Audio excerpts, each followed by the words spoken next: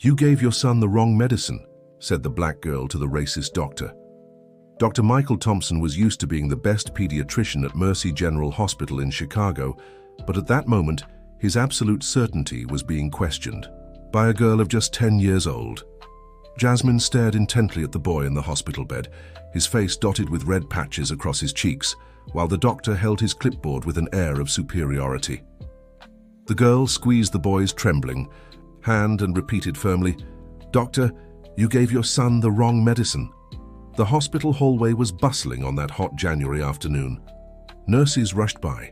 The sound of monitors echoed through the rooms, but in that particular space, time seemed to have stopped. Dr. Michael adjusted his glasses and looked at the girl with poorly concealed disdain. "Listen here, girl," he began, his voice dripping with condescension. "I studied medicine for 7 years at the best university in the country. I'm a specialist in pediatrics with 20 years of experience. What could a child like you possibly know about medicine?" Jasmine didn't back down. Her blue eyes, a trait from her maternal grandmother, shone with determination as she held the doctor's gaze. She had grown up in Bronzeville, the daughter of Ms. Dorothy, a respected herbalist in the community who had cared for families for over 40 years.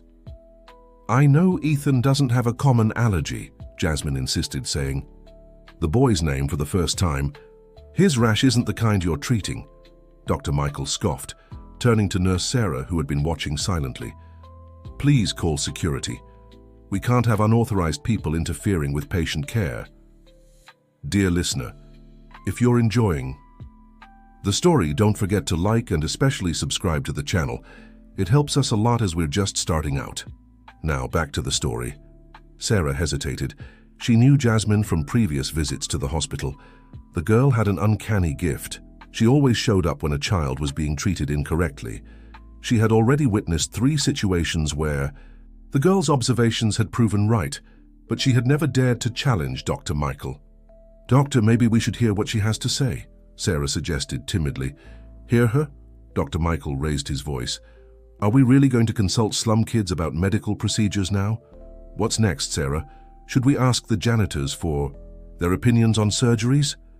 The prejudice in his words was unmistakable, and Jasmine felt the familiar weight of discrimination.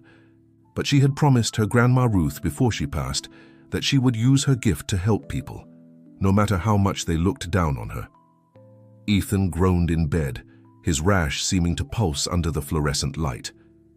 He was Dr. Michael's only child, just 8 years old, and had been hospitalized for 3 days with what his father had diagnosed as a severe allergic reaction to food. "Dad," Ethan murmured weakly. The girl, "Let her talk." Dr. Michael moved closer to his son, straightening the blanket with hands that trembled slightly. Seeing Ethan like this made him vulnerable, but his professional arrogance wouldn't let him show weakness. "Rest, son. Daddy's taking care of everything. The new medicine will work soon." Jasmine watched the interaction between father and son. She recognized the love behind the doctor's stubbornness, but she also saw the looming danger. Ethan's rash had a specific pattern she had learned to recognize at 6 years old, when her younger sister nearly didn't survive a similar misdiagnosis. "Dr. Thompson," Jasmine tried again, her voice gentle but firm. "These rashes appear when there's a reaction to steroids, not food. You're treating the wrong problem." The doctor froze. How did that girl know he had prescribed corticosteroids? He hadn't mentioned the medication out loud. A shiver ran down his spine, but pride spoke louder. "Leave immediately or I'll call the police," he ordered. Jasmine took a step back, but not without leaving one final warning. "You have 2 hours before the rash starts spreading to his neck. When that happens, it might be too late." With that, she walked out of the room, leaving behind a heavy silence. Sarah looked at the doctor, then at the boy, and decided to follow the girl. "Jasmine, wait!" Sarah caught up to her in the hallway. "How did you know about the corticosteroid?" The girl stopped, her braids swaying as she turned. "My grandmother taught me to read the signs. Every illness has a signature, Sarah. People just need to learn to see."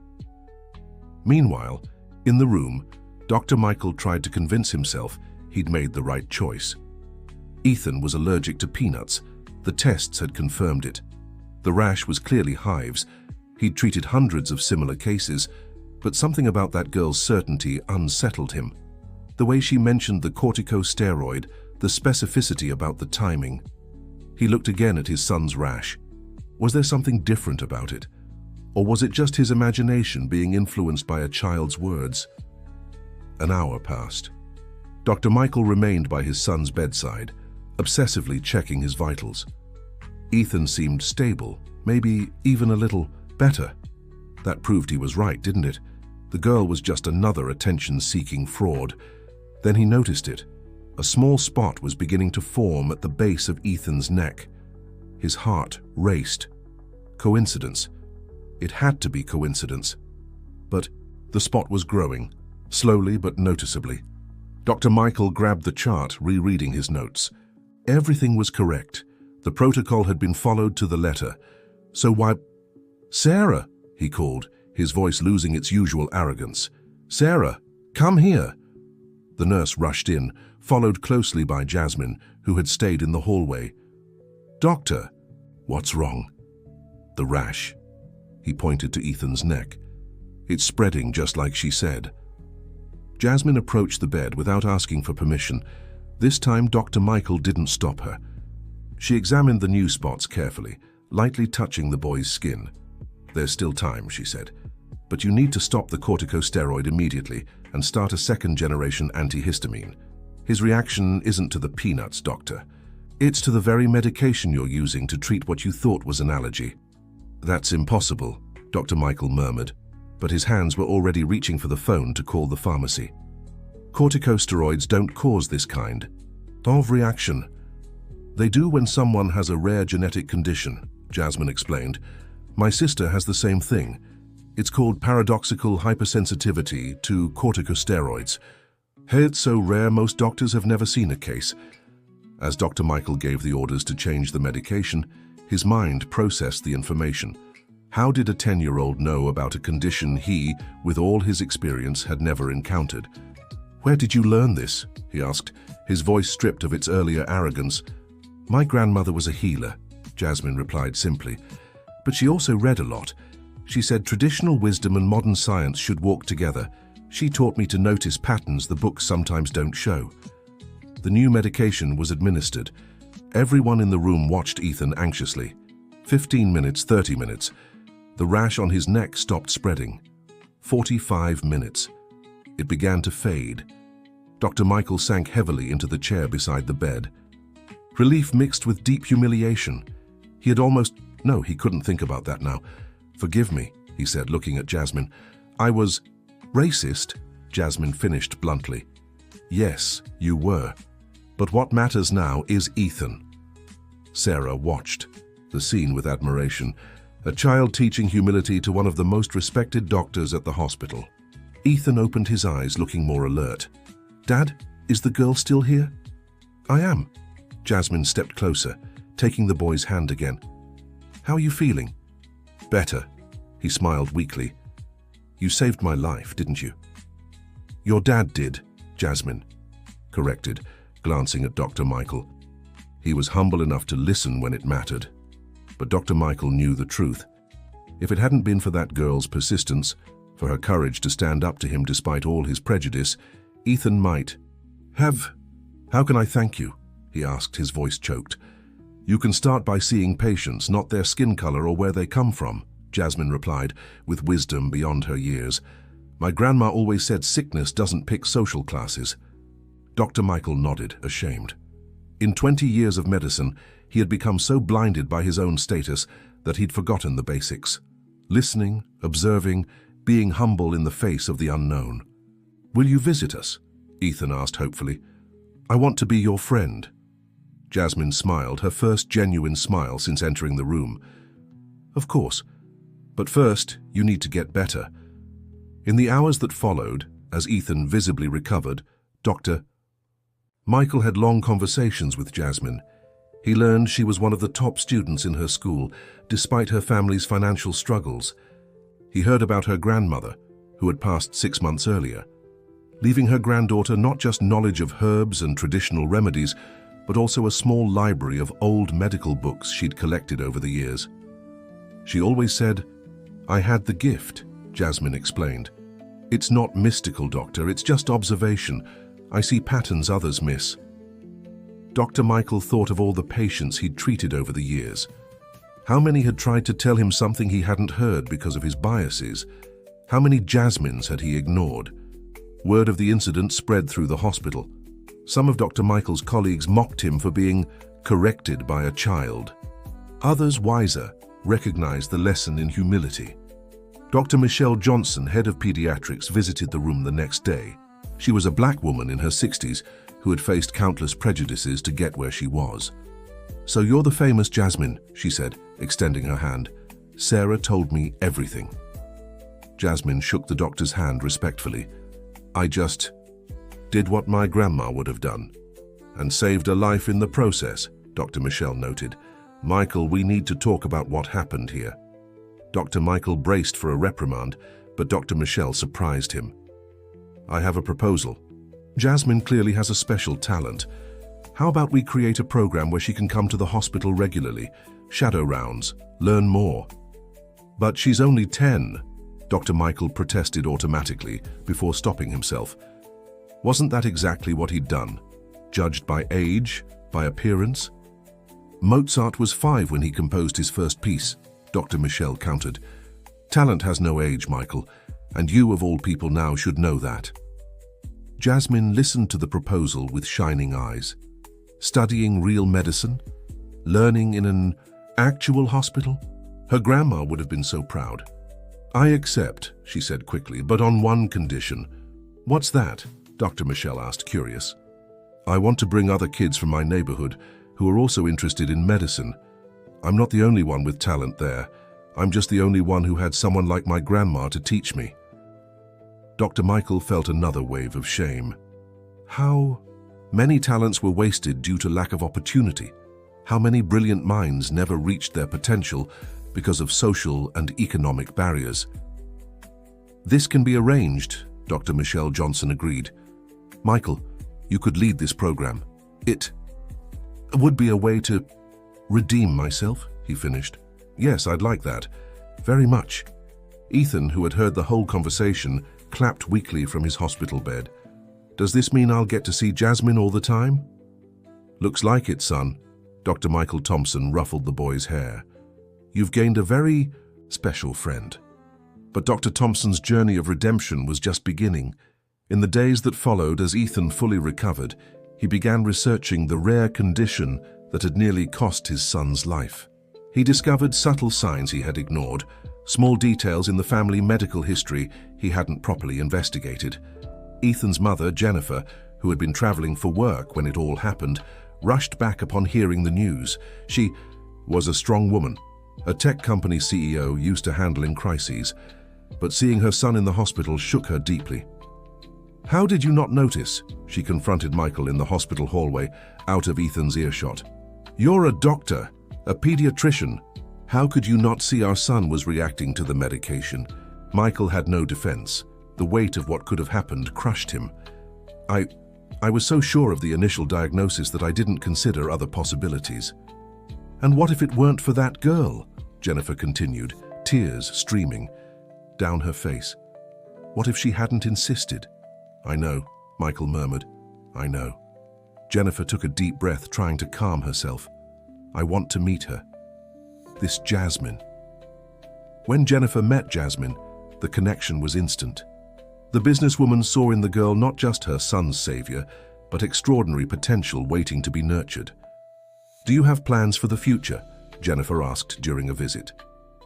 "I want to be a doctor," Jasmine answered without hesitation. "As my grandma would say, I want to bring together the best of both worlds, traditional knowledge and modern medicine." Jennifer exchanged a glance with Michael. Both were thinking the same thing. This girl needed every opportunity possible. "And your mother? What does she think about this?" Jennifer asked. Jasmine's face dimmed slightly. "My mom works really hard. She cleans 3 different houses to pay our bills. She wants me to study, but she knows college is expensive." Jennifer felt a lump in her throat. A brilliant mind like that could be wasted for lack of resources? Not if she could help it. That evening, Jennifer and Michael had a long talk. Their marriage had gone through rough patches in recent years, both too focused on their careers. The scare with Ethan had brought them back together, reminding them of what truly mattered. "I want to set up a scholarship," Jennifer announced. "For Jasmine and other kids like her?" Michael agreed immediately. "And I'll make sure she gets all the medical mentorship she needs." But Jasmine, when told of the offer, surprised them again with her maturity. "I'm so grateful," she said, "but I don't want charity, I want to earn it." "It's not charity," Michael explained, still learning to choose his words better. "It's an investment. In you, in the future of medicine, in all the lives you'll save." Jasmine considered this. Her grandma had always said too much pride was just as bad as too little. "Then I accept, but with a promise. When I graduate, I'll come back to Bronzeville and open a clinic. I'll treat people like me who are often overlooked by the system." "That's the spirit," Jennifer smiled. "Your grandmother must be very proud." Dear listener, if you're enjoying the story, take a moment to like the video and especially subscribe to the channel. It helps us a lot as we're just starting out. Now continuing, weeks turned into months. Jasmine began visiting the hospital regularly, always accompanied by Sarah or another professional. Her presence initially caused unease, a child roaming the halls, observing procedures, asking questions many medical students wouldn't think to pose. Dr. Richard Miller, a colleague of Michael's known for his conservative views, was one of the most vocal opponents. "This is absurd, Michael," he complained during a department meeting. "A child has no place in a hospital setting except as a patient. That child correctly diagnosed a condition I, with all my years of experience, missed," Michael countered. "Maybe it's time we question our biases about who can or can't contribute to medicine." "Biases?" Richard scoffed. "This has nothing to do with her race." "I didn't mention race," Michael calmly interrupted. "Interesting that you went there immediately." The silence that followed was uncomfortable. Other doctors in the room began reflecting on their own attitudes. How often had they dismissed valuable insights because of the source? Dr. Harold Peterson, one of the hospital's oldest physicians, broke the silence.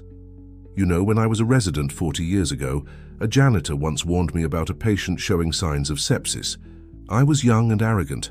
I ignored it. The patient nearly died. I never forgot that lesson." "Exactly," Dr. Michelle Johnson seized the moment. "Wisdom can come from anywhere. Our job is to heal, not judge where knowledge comes from." Gradually, Jasmine earned the medical team's respect. Her observational skills were truly extraordinary. She noticed subtle changes in patients that often preceded clinical test results. Once, during a routine visit, Jasmine stopped outside the room of an elderly woman named Mrs. Eleanor. "Sarah," she called to the nurse accompanying her. "The lady in 302 isn't doing well." Sarah checked the chart. "Her vitals are normal, Jasmine. Dr. Anderson examined her this morning." "But look at her fingers," Jasmine insisted, "and how she's breathing. My grandma was like this 2 days before she..." Sarah, who had learned to trust the girl's instincts, called the on-duty doctor. Further tests revealed early signs of silent pneumonia. Early treatment saved Mrs. Eleanor's life. The news spread. The prodigy girl of Mercy General Hospital became a topic in Chicago's medical circles. Some praised the initiative, others criticized it. But no one could deny the results. At home, Jasmine's mother, Ms. Dorothy, had mixed feelings. "Sweetheart, are you sure about this?" she asked one night as they prepared dinner in their small rented apartment. "Those doctors, they're not our people." "Mom, Dr. Thompson changed," Jasmine defended. "He admitted he was wrong. And Dr. Michelle is black like us. She got where she is by working hard." Dorothy sighed. She'd cleaned homes for wealthy families for 20 years. She'd seen plenty of prejudice, plenty of humiliation. It was hard to believe things could be different for her daughter. "I just don't want you to get hurt," she finally said. "The world out there can be cruel to people like us." "I know, Mom," Jasmine hugged her. "But Grandma Ruth always said we have to be the change we want to see. If I don't try, who will?" Dorothy kissed her daughter's forehead. Sometimes she forgot this wise girl was only 10. The loss of her mother, Grandma Ruth, had been hard on them both. The elderly woman was the pillar of the family, the source of wisdom and strength, but in some way she lived on through Jasmine. At the hospital, Ethan had fully recovered and developed a deep friendship with Jasmine. The two were often seen together during her visits, he showing her parts of the hospital she hadn't yet explored, and her teaching him about the medicinal plants her grandmother grew. "You know, my father was never the same after that day," Ethan said one afternoon. "What do you mean?" Jasmine asked as they watched the activity in the hospital courtyard. "He cries sometimes," Ethan revealed. "At night, when he thinks no one's watching. I think he imagines what could have happened." Jasmine felt sorry for Dr. Michael. The weight of that near tragedy must have been immense for a father. "He's a good doctor, Ethan. He just needed to remember that being a good doctor also means listening." "He talks about you a lot," Ethan continued. "Says you taught him more in one day than he learned in years of medical school." "I didn't teach anything," Jasmine corrected. "I just showed him what he already knew, but had forgotten." The friendship between the two children became a symbol of hope in the hospital. If they could overcome social and racial barriers, maybe there was hope for a better future. But not everything was rosy. As Jasmine gained more visibility, she also attracted envy and resentment. Some parents of private patients complained about a slum kid having access to the same areas as their children. Cruel words were whispered through the halls. One day, Jasmine arrived at the hospital to find racist graffiti on her personal locker. Dr. Michelle had arranged a space for her to store her study materials. The words were painful, meant to hurt and humiliate. Sarah found her crying silently in the locker room.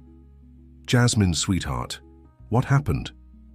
The nurse hugged the girl. Between sobs, Jasmine showed her the locker. Sarah felt her blood boil. How could anyone be so cruel to a child?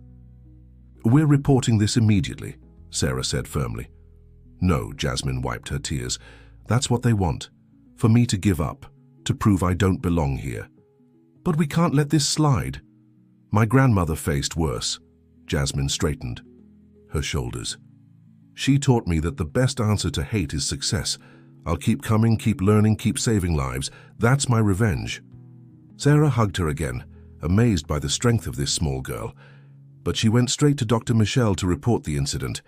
The investigation that followed revealed the culprit was a young resident, Dr. Brandon Cooper, who felt threatened by Jasmine's presence.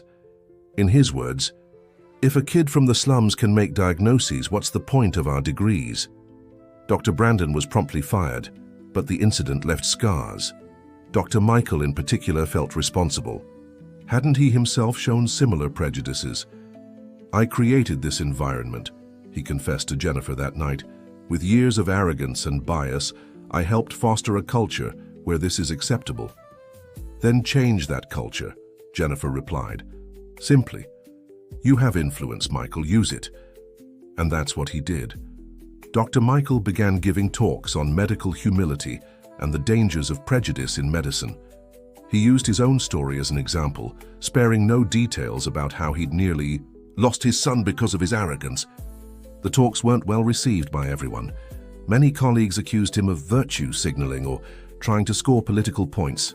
But for every critic, there were 2 or 3 healthcare professionals who connected with the message and promised to do better. During one such talk at a medical conference in New York, a young resident raised her hand.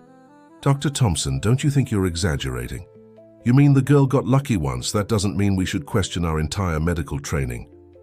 Michael took a deep breath before responding. "First, it wasn't luck." Jasmine made precise observations based on real knowledge. "Second, I'm not suggesting we question our training, but rather that we complement it. Medicine can't be an ivory tower. We need to listen to our patients, their families, their communities." "But where do we draw the line?" another doctor asked. "Are we now going to validate every folk remedy?" "There's a difference between being open to knowledge from different sources and abandoning the scientific method," Michael explained. "What Jasmine does isn't mysticism. It's sharp observation combined with real medical knowledge. Her grandmother, whom many would call a healer, read medical treatises. She understood that traditional wisdom and modern science aren't enemies. The debate continued heatedly, but Michael planted seeds of reflection in many minds that day. Back in Chicago, Jasmine continued her routine at the hospital. She had developed a special bond with the pediatric wing, where her presence soothed frightened children. Maybe because she was one of them, maybe because she didn't wear an intimidating white coat, the little patients trusted her. One afternoon, a desperate mother rushed into the emergency room with her 6-month-old baby. The child had been crying non-stop for hours, but initial tests showed nothing unusual. Dr. Williams, the on-duty physician, was about to discharge the baby with a diagnosis of colic when Jasmine, passing by the hallway, heard the cries.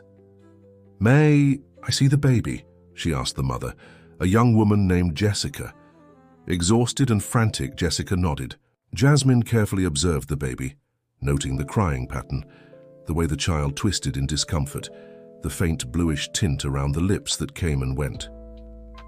"Dr. Williams," she called respectfully, "I think the baby might have a partial intestinal blockage. Look at how he pulls his legs up and the specific type of cry." Dr. Williams, who had heard of Jasmine, decided to investigate further. A more detailed ultrasound revealed exactly what she suspected: an early intussusception that, if left untreated, could have been fatal. Jessica wept with relief and gratitude as her baby was sent for treatment. "How can I ever thank you? You saved my son." "Just take good care of him," Jasmine replied simply. "That's all any mother needs to do." The story spread quickly. Another life saved by the diagnosis girl, as some had started calling her. But for Jasmine, each case was a heavy responsibility. What if she made a mistake? What if one day her observation led her down the wrong path? These fears she shared only with Sarah, who had become a motherly figure in her hospital life. "It's normal to be afraid," Sarah comforted her during one conversation. "It means you take this seriously. The day you stop being afraid is the day you should worry." "But what if I make a mistake? And Everyone makes mistakes, Jasmine. Doctors with decades of experience make mistakes. The difference is learning from them and always doing your best." The educational program Dr. Michelle Johnson had proposed finally took shape. Besides Jasmine, 5 other children from underserved communities were selected to participate. Each had shown interest and aptitude for healthcare in different ways. There was Jason, 12, who assisted his midwife grandmother during community births, Bethany, 11, who had memorized the names and uses of dozens of medicinal plants, Charles, 13, who repaired discarded medical equipment and donated it to community clinics, Marina, 10, who organized vaccination campaigns in her neighborhood, and Peter, 12, the son of a respected healer who combined prayers with practical first aid knowledge. The group's first meeting was thrilling. 6 children from different poor neighborhoods in Chicago, united by the dream of making a difference in the health of their communities. Dr. Michael Thompson was assigned as one of the program coordinators, along with Dr. Michelle Johnson and an educational psychologist, Dr. Rebecca Silva. "You're not here to replace medical school," Dr. Thompson explained on the first day. "You're here to learn, observe, and develop your unique talents. One day, I hope to see all of you as my colleagues." The children listened with bright eyes. For many, it was the first time someone in authority believed in their potential. The program wasn't without challenges. Balancing hospital visits with regular school was tough. Some children faced pressure at home, with parents who preferred they work to help with expenses, rather than waste time on impossible dreams. Marina almost quit when her father lost his job. "I need to work," she told Jasmine, tears in her eyes. "My family needs me." It was Jennifer who stepped in, offering Marina's father a job at her company. "It's not charity," she insisted, when the proud man hesitated. "We need dedicated people. And I want to make sure your daughter can stay in the program." Slowly, Chicago's medical community began to accept and even embrace the program. Success stories piled up, early diagnoses, valuable observations, unique insights that came from blending traditional knowledge with scientific observation. But it was one particular case that marked a turning point. 6 months into the program, Mercy General Hospital received a VIP patient, the state governor, who had fainted during a public event. A team of top doctors was assembled, including specialists from New York and Los Angeles. The governor, William Caldwell, was conscious but had intermittent neurological symptoms that puzzled the medical team. Sophisticated tests revealed no cause. During one of the programmed children's routine visits, they passed through the VIP hallway. Peter, the son of a healer, stopped abruptly. "What's that smell?" he asked. "What smell?" Dr. Silver, who was accompanying them, sniffed the air. "I don't notice anything different." "It's sweet, but not a good sweet," Peter insisted. "My mom taught me about this scent." Jasmine also paused, focusing. She had learned from Peter to pay attention to subtle odors. "He's right. It's very faint, but it's there." Dr. Silver, remembering all the children's past successes, decided to investigate. "Where's it coming from?" The children followed the scent to the governor's room. Outside, through the slightly open door, they could see the medical team in a heated discussion. "We should tell them," Jasmine suggested. "These are the best doctors in the country treating the governor." Dr. Silver hesitated. "I don't know if—" "Please," Peter insisted. "This smell. My mom said when someone has this scent and these symptoms, it's because they ate or drank something with heavy metal. She saw it in a family living near an abandoned factory." Dr. Silver made a decision. She knocked and entered, followed by the children. "Excuse the interruption," she began, facing the surprised and irritated looks of the doctors. But the children, in our program, noticed something that might be relevant. "Children?" Dr. Blackwell, the lead neurologist brought in from New York, seemed outraged. "Ma'am, we're treating the state governor. We don't have time for—" "Wait," a weak voice interrupted. It was the governor himself. "Let them speak. I've heard about these kids, the girl who saved Michael's son." Jasmine stepped forward, with Peter beside her.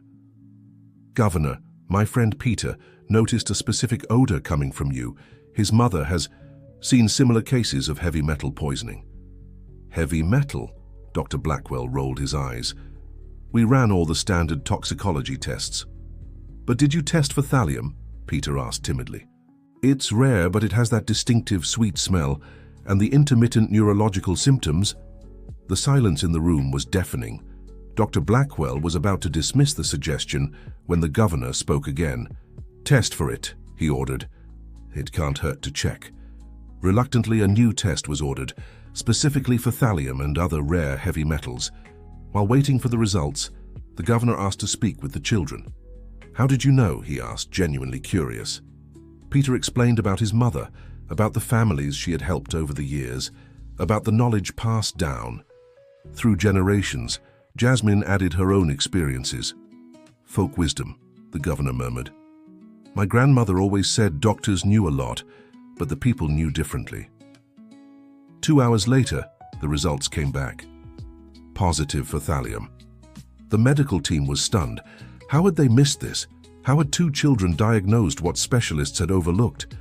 The ensuing investigation revealed the governor had been slowly poisoned through contaminated vitamin supplements. The case became a political scandal, but medically it was a triumph for the program. Dr. Blackwell, humbled but honest, sought out Jasmine and Peter before returning to New York. "You taught me a valuable lesson today," he admitted. "I've spent so much time in academic ivory towers that I forgot knowledge can come from anywhere. Thank you." The impact was immediate. The Young Medical Observers Program at Mercy General Hospital gained national attention. Proposals to replicate it in other states began pouring in, but with fame came new challenges. Jasmine started feeling the weight of expectations. Everyone expected her to make miraculous diagnoses. The pressure was immense for a 10-year-old girl. Dear listener, if you're enjoying the story, take a moment to like and especially subscribe to the channel. It helps us a lot as we're just starting out. Now, continuing. One night, Ms. Dorothy found her daughter crying in her room. "What's wrong, sweetheart?" She sat on the bed, stroking Jasmine's braided hair. "What if I make a mistake, Mom? What if everyone expects me to save someone and I can't?" Ms. Dorothy hugged her tightly. "You're a child, Jasmine, a very special one, but still a child. No one has the right to put the weight of the world on your shoulders." But people trust me now, and you do your best. That's all anyone can do. Your grandma would be proud not because you're always right, but because you always try." The next day, Jasmine shared her fears with the group. To her surprise, everyone felt something similar. "Sometimes I have nightmares," Bethany confessed. "I dream I mix up a plant and someone gets hurt because of me." "Me too," Jason admitted. "The pressure not to make mistakes is terrifying." Dr. Michael, who had been listening, stepped in. "Do you know how many mistakes I've made in my career? Dozens, maybe hundreds. What matters is learning from each one." "But you're a trained doctor," Charles argued. "We're just kids." "Kids who've already saved lives," Dr. Michael reminded them. "But you're right about the pressure. Dr. Rebecca, I think we need to add stronger psychological support to the program." And so they did. Weekly group therapy sessions were introduced, where the children could express their fears and anxieties. The program evolved, becoming more holistic, caring not just for intellectual growth but also for the emotional well-being of its participants. A year had passed since that first meeting between Jasmine and Dr. Michael. Ethan, now fully recovered, had become one of the program's biggest advocates among children from wealthy families. "My school friends don't understand," he told Jasmine during a visit. "They think it's weird that I'm friends with kids from the projects, but they don't know you like I do." "And what do you tell them?" Jasmine asked. "That you're the smartest and bravest people I know, that you saved my life, and that one day when we're all grown up, you'll be the doctors I want taking care of my family." The friendship between Ethan and the kids in the program began building bridges. He organized visits for his schoolmates to Mercy General Hospital, where they could see the program's work. Slowly, prejudices started to break down. Jennifer, inspired by her son, expanded the scholarship program. Her company began sponsoring not just education, but also the children's families' basic needs: food, transportation, school supplies. "There's no point investing in the future if the present is unstable," she explained to the company's board, which had initially resisted the investment. "These kids can't learn if they're hungry or worried about how they'll get home." The program began attracting academic attention. Researchers from prestigious universities came to study the model. How could children with no formal medical training make observations that trained professionals missed? Dr. Lucy Mendenhall, a medical anthropologist from the University of Chicago, spent 3 months observing the program. "What you have here is unique," she told Dr. Michelle.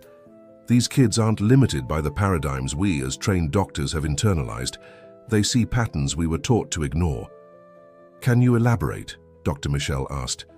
"For example," Dr. Lucy explained, "Jasmine pays attention to signs we consider unscientific, subtle patient behaviors, odors we don't measure in tests, patterns that don't fit established protocols.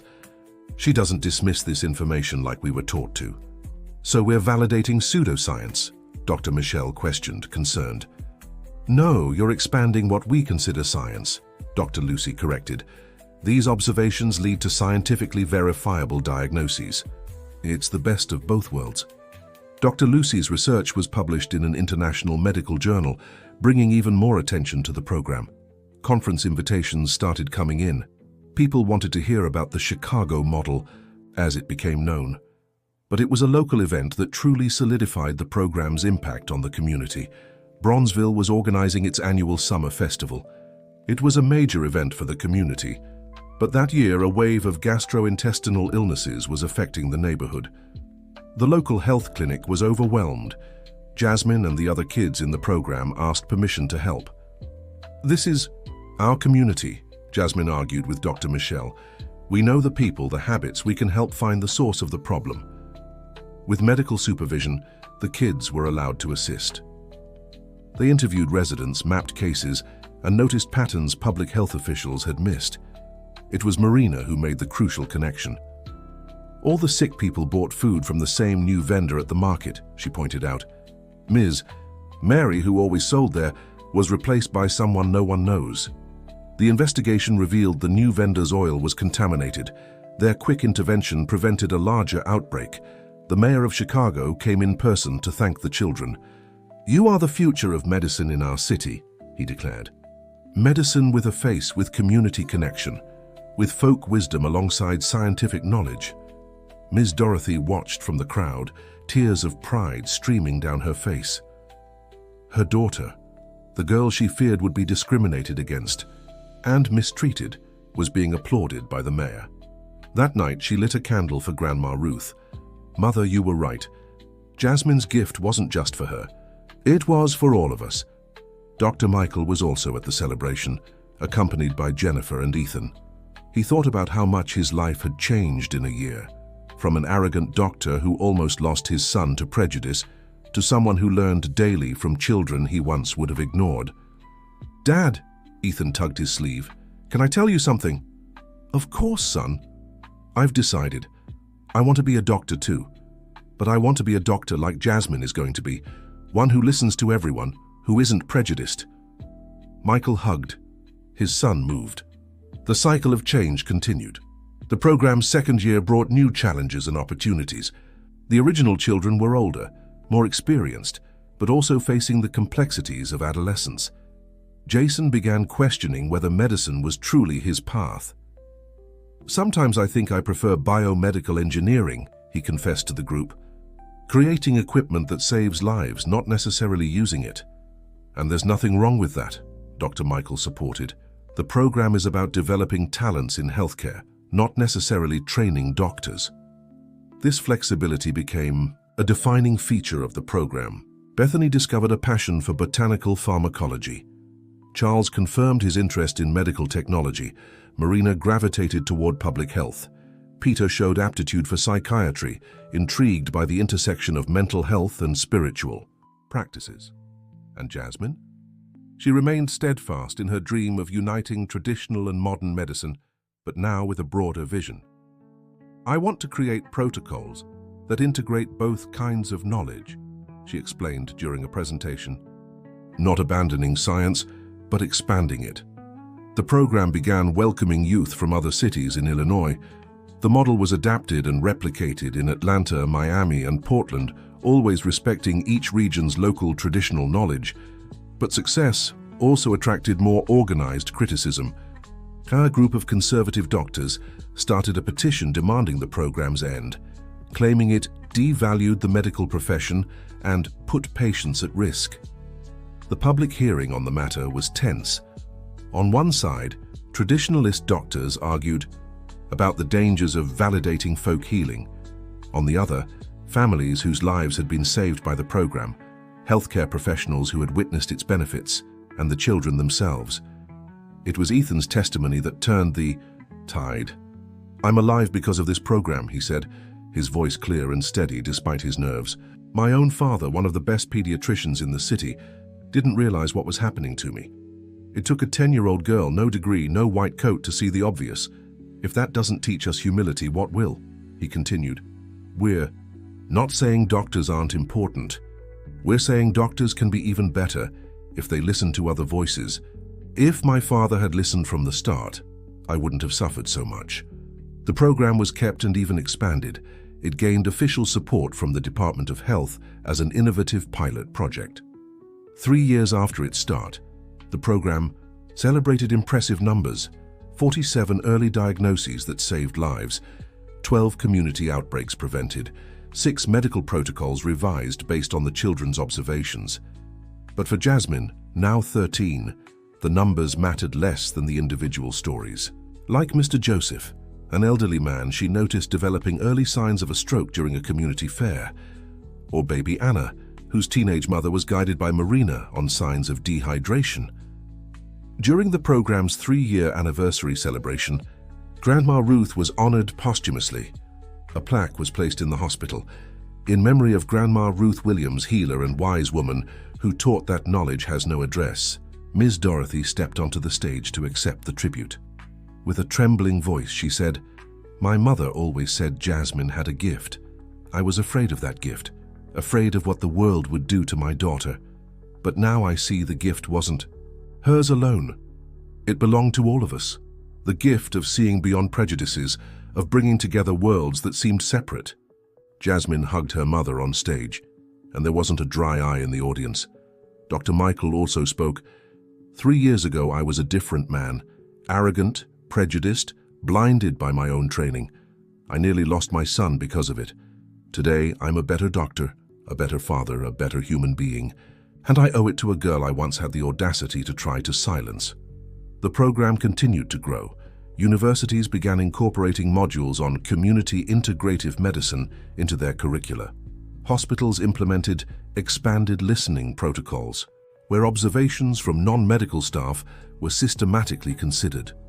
Jasmine was invited to speak at international conferences, always accompanied by a responsible adult and on the condition that her regular studies wouldn't suffer. At a conference in London, she met doctors from African countries interested in similar programs. "In my country," said Dr. Kwabena from Ghana, "the divide between traditional and modern medicine costs lives every day. Your model could be the bridge we need." International collaborations began. Young people from other countries came to learn about the program. Jasmine and her peers became ambassadors for a new way of thinking about health. But with international visibility came unexpected pressures. Pharmaceutical companies wanted to sponsor the program with strings attached. Politicians wanted to use the children for campaigns. The project's initial purity was at risk. It was Jennifer who led the creation of an independent foundation to protect the program. "We can't let commercial or political interests corrupt what we've built," she argued. The Ruth Williams Foundation for Integrative Medicine was established, with a board that included community representatives, healthcare professionals, educators, and the children's own families. Ms. Dorothy was elected to the board, a development that surprised her. "Me, a cleaning lady, deciding medical programs?" "You're much more than a cleaning lady," Dr. Michelle corrected. "You're Jasmine's mother, Grandma Ruth's granddaughter, a respected member of your community. Your voice is essential here." The 4th year brought an unexpected development. Peter, during one of his observations, noticed behavioral patterns in children at a public school that suggested exposure to toxic substances. "It's not normal for so many kids from the same school to have concentration issues and irritability," he said during a meeting. The ensuing investigation revealed the school had been built on a poorly sealed former industrial waste site. Toxins were leaking into the soil and affecting the children. The scandal was huge. The city was forced to relocate the school and remediate the land. Hundreds of children received proper treatment thanks to Peter's observation. "You're not just medical observers," the health secretary told the group. "You're guardians of public health."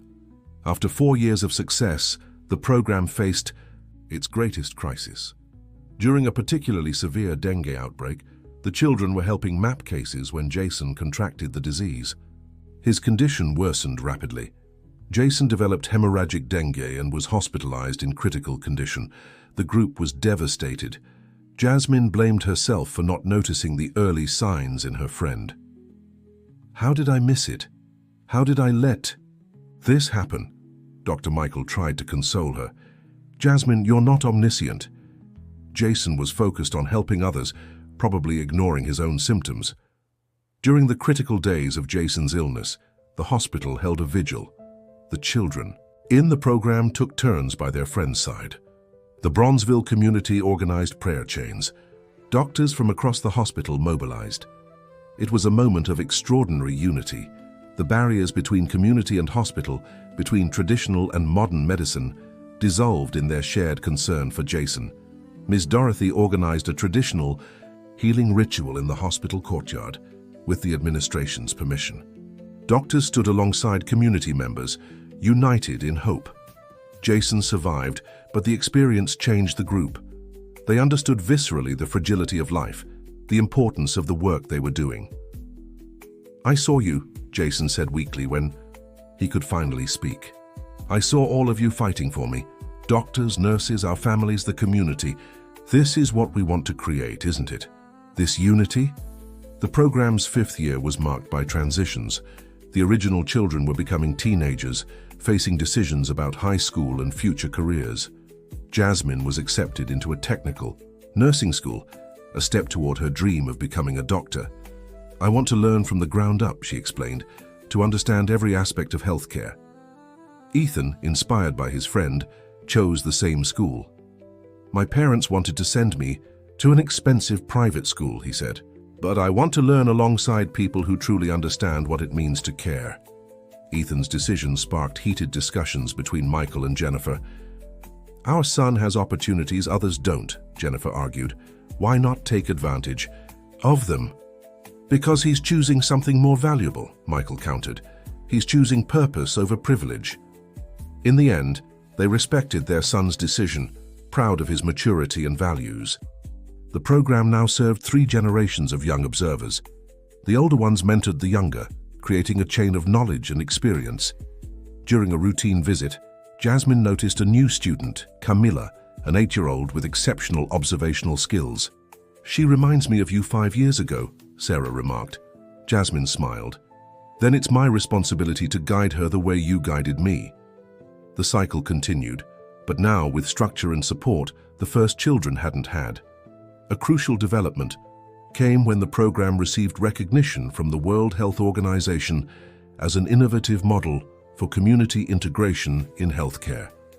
Dr. Sarah Thompson, a WHO representative, visited the program. What you've built here is revolutionary, she said. It's not just about early diagnoses, it's about reimagining how medicine can be practiced. With international recognition came resources to expand further. Full scholarships were secured for all program participants through college. No child with a talent for healthcare will be held back by lack of resources, Jennifer announced during the expansion ceremony. Dorothy cried hearing this. How many Jasmines were out there, their talents never discovered for lack of opportunity? Now, at least in Chicago, that was changing. The 6th year brought the first major milestone. Bethany, the oldest of the original group, was accepted into a pharmacology research program at the University of Illinois. I haven't even finished high school yet, she said, amazed, but they recognized my work with medicinal plants. Her research focused on scientifically validating traditional uses of southwestern desert plants. Within 6 months, she had identified 3 promising compounds for new drug development. See, Jasmine told the group, Bethany is doing exactly what we dreamed of. Taking ancient knowledge and proving its worth with modern science, Bethany's success inspired the others. Charles patented a low-cost device to monitor vital signs developed from electronic scrap. Marina created an app to track disease outbreaks in underserved communities. Peter began documenting spiritual healing practices and their measurable effects on mental health. And Jason, fully recovered from his experience with dengue, led a community prevention campaign that reduced cases by 60% the following year. The cumulative impact was undeniable. The Chicago model was being studied and adapted in dozens of US cities and several countries. But it was a personal event that deeply moved Jasmine that year. During a routine visit to the cemetery where Grandma Ruth was buried, Jasmine encountered an elderly woman leaving flowers on the grave. "Did you know my grandmother?" Jasmine asked. The woman turned, revealing a weathered face but kind eyes. "Grandma Ruth saved my daughter 40 years ago. The doctors had given up, but your grandmother saw what they couldn't." "What happened to your daughter?" "Today, she's a doctor," the woman smiled. "Dr. Marcia Sands, she works at Northwestern Memorial Hospital. She always says she owes her life and career to Grandma Ruth." Jasmine felt chills. Her grandmother's legacy was even greater than she'd imagined. "Can I meet her?" Jasmine asked. The meeting with Dr. Marcia was emotional. She was 45, a respected neurologist, and always carried a photo of Grandma Ruth in her wallet. "Your grandmother taught me that surviving wasn't enough," Dr. Marcia said. "I had to use my second chance to make a difference. When I heard about you and the program, I wasn't surprised. It's Grandma Ruth's blood continuing the work." Dr. Marcia became an informal mentor to Jasmine, another bridge between the traditional knowledge that saved her life and the modern medicine she embraced. The program's 7th year coincided with significant changes in the US healthcare system. The Department of Health announced the official inclusion of community health observers as a recognized category in the National Health Service. "You all changed the system," Dr. Michelle Johnson told the group during the celebration, "from 6 kids in a hospital to a shift in national health policy." But with official recognition came responsibilities. Protocols needed to be established, training standardized, without losing the essence of what made the program special. Jasmine, now 17 and in her final year of nursing school, was invited to join the national committee that would define these standards. "How do I keep the soul of what we do amid all this bureaucracy?" she asked Dr. Michael Thompson during a preparatory meeting. "By always remembering why we started," he replied. "It wasn't for protocols or recognition.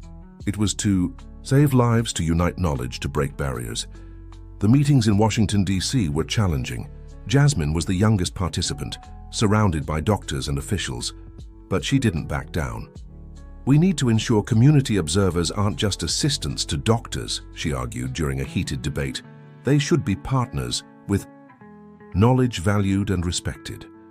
Her interventions, always grounded in practical experience, earned respect. The final document reflected much of her vision: community observers as bridges between traditional knowledge and modern medicine, not subordinates but collaborators. Back in Chicago, life went on. The program now served 50 young people of different ages. The hospital built a dedicated center for the program, with classrooms, a lab, and a library. At the center's inauguration, a surprise awaited: a plaque. At the entrance read, "Jasmine and Ruth Williams Center for Integrative Medicine." Jasmine was speechless. Ms. Dorothy hugged her daughter, both in tears. "You didn't have to," Jasmine began. "Yes, we did," Dr. Michael interrupted. "This place exists because of you two, because of Grandma Ruth who planted the seeds, and because of you who made them bloom." The 8th year brought the most awaited moment. Jasmine was accepted into the University of Illinois Medical School, not through quotas, not by recommendation, but on her own merit, ranking among the top applicants. The celebration in Bronzeville was epic. The girl from the community, who at 10 years old faced the prejudice of an arrogant doctor, was now entering medical school. "But my work here continues," Jasmine said during the party. "Becoming a doctor is just another tool for our mission." Ethan was also accepted, fulfilling their promise to study together. Jason chose biomedical engineering. Bethany was already in her 2nd year of pharmacy. Marina in public health. Peter in psychology. Charles in electronic engineering with a focus on medical equipment. All of them stayed connected to the program, now as mentors to the younger ones. Dr. Michael, observing the group during a meeting, reflected on their journey. From a near-fatal mistake, a revolution in how medicine was thought of and practiced had been born. "You know," he said to Jennifer, "sometimes I think Ethan getting sick was the best thing that happened to us." "Michael," Jennifer scolded. "Don't get me wrong," he explained. "Of course, I wish he had never suffered. But look at what came from that moment. How many lives were saved, how many barriers broken, how much knowledge preserved and validated." Jennifer silently agreed. The foundation they created now supported similar programs in 12 states. Thousands of young people had opportunities they never would have otherwise. During her 1st year of college, Jasmine faced new challenges. Some professors and classmates saw her as the program girl, questioning whether she belonged there. In a clinical diagnostics class, Professor Dr. Philip Andrews, known for his traditionalism, publicly challenged her. "Miss Williams, since you have so much experience with intuitive observation, why don't you demonstrate for the class?" He presented a complex case, clearly expecting her to fail. Jasmine studied the data carefully, but also asked for information not in the standard chart: extended family history, cultural habits, work environment. "Why would that matter?" Dr. Andrews questioned disdainfully. "Because medicine doesn't happen in a vacuum," Jasmine replied calmly. "This hypothetical patient has burnout syndrome worsened by chronic exposure to solvents at work, masked as chronic fatigue." The professor checked the answer key, surprised. She was right. "How did you—" "Symptom pattern combined with the briefly mentioned profession. Industrial painter, right? The combination is characteristic." The class applauded. Dr. Andrews, to his credit, acknowledged her skill. "It seems we have something to learn from your approach, Miss Williams." Gradually, Jasmine earned respect at the university, but she never forgot her roots. Every weekend, She returned to the program to mentor the younger students. One of them was Camilla, the 8-year-old girl Jasmine had noticed years before. Now 11, Camilla showed extraordinary potential. "You remind me so much of my grandmother," Jasmine said during a mentoring session. "The grandmother you talk about so much?" Camilla asked with bright eyes. "Yes, she saw beyond the obvious, just like you." During one of these visits, Camilla made an observation that would change lives. She noticed that several pregnant women in the community had a specific pattern of swelling that didn't seem normal. "Jasmine, this isn't just water retention," she said. "There's something different." An investigation revealed lead contamination in the old plumbing of several neighborhood homes. The discovery prevented neurological damage in dozens of babies. "You saved an entire generation," Jasmine told Camilla, proud. The girl smiled shyly. "I just did what you taught me, to look beyond the obvious." The program was celebrating its 10th anniversary, a decade of transforming lives, changing paradigms, and building bridges. The celebration was grand. Former participants came from all over the United States. Many were now healthcare professionals, others still in training, all united by the common thread of the program.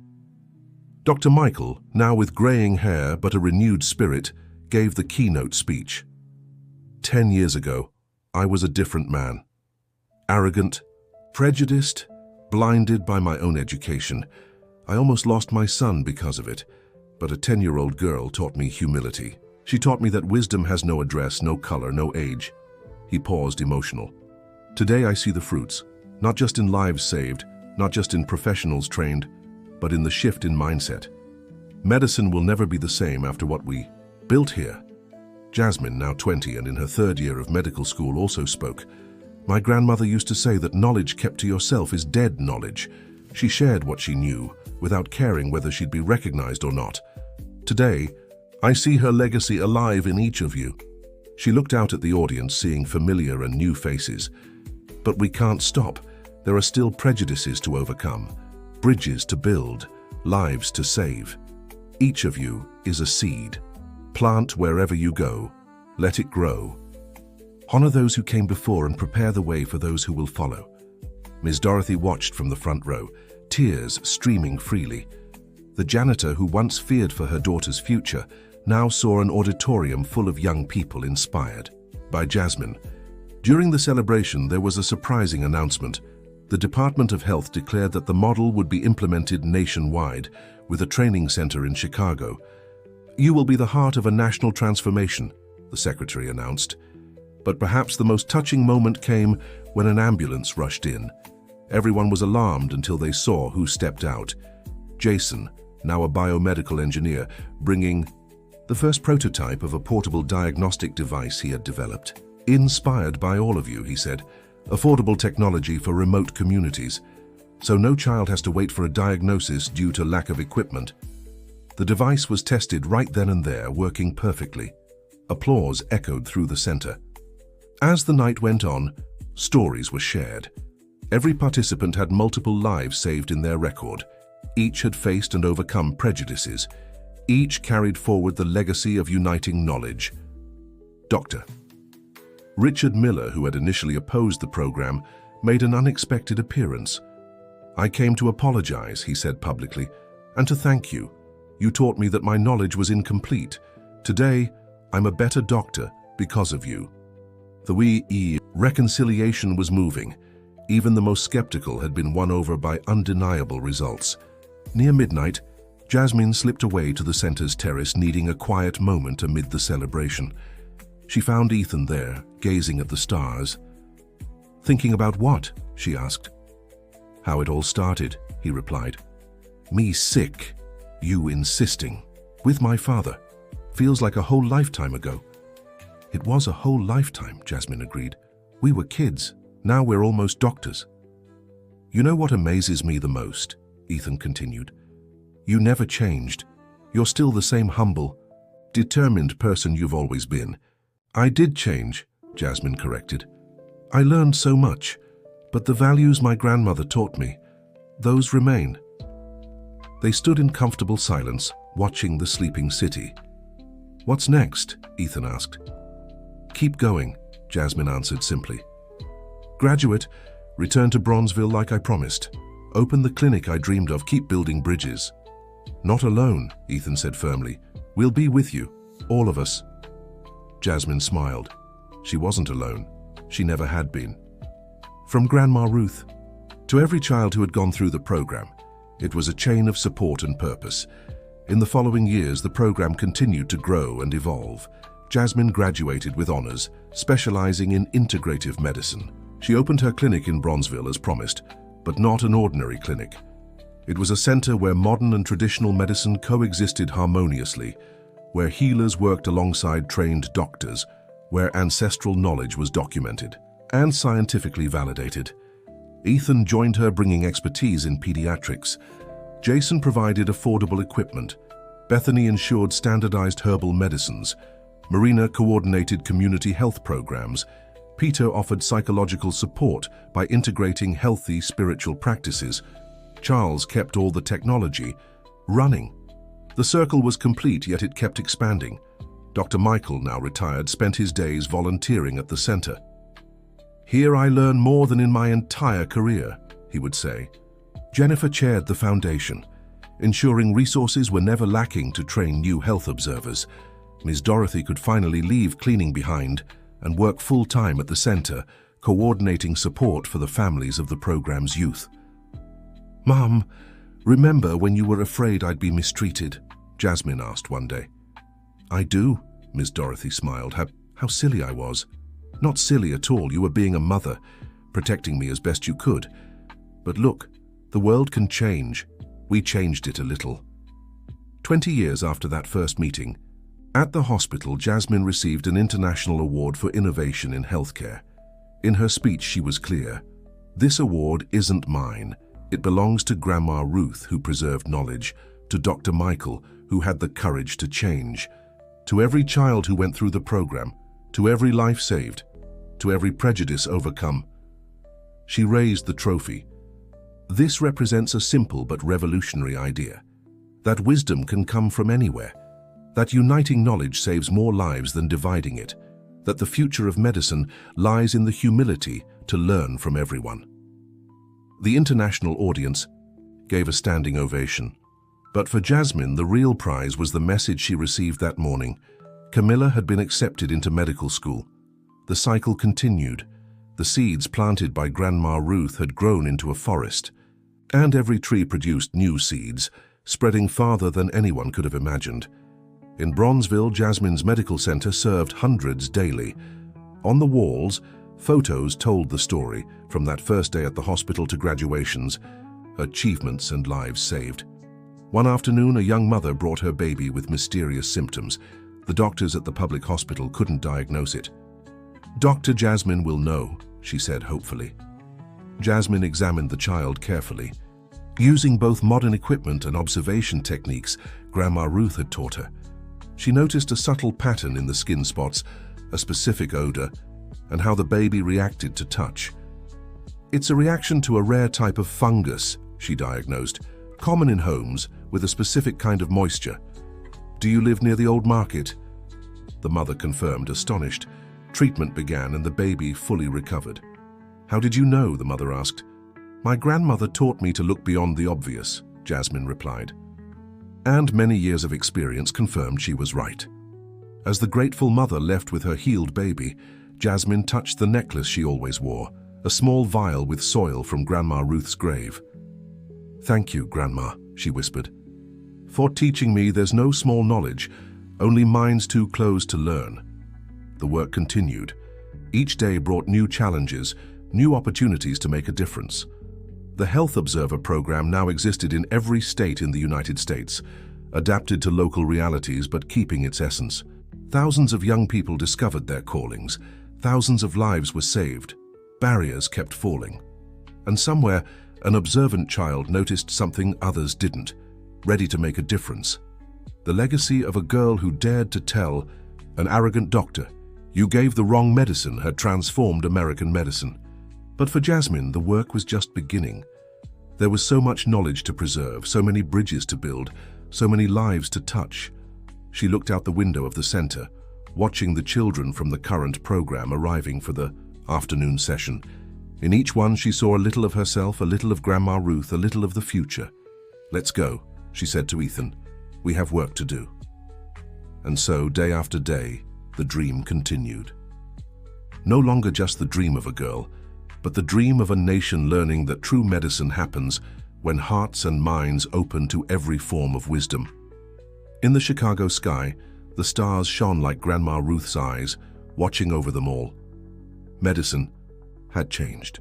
Prejudice had been defeated, knowledge preserved and honored. And the cycle of healing continued, eternal as a grandmother's love for her granddaughter, powerful as the truth spoken by a child. End of story. If you've made it this far, let us know in the comments where you're watching from and what you thought of Jasmine's journey.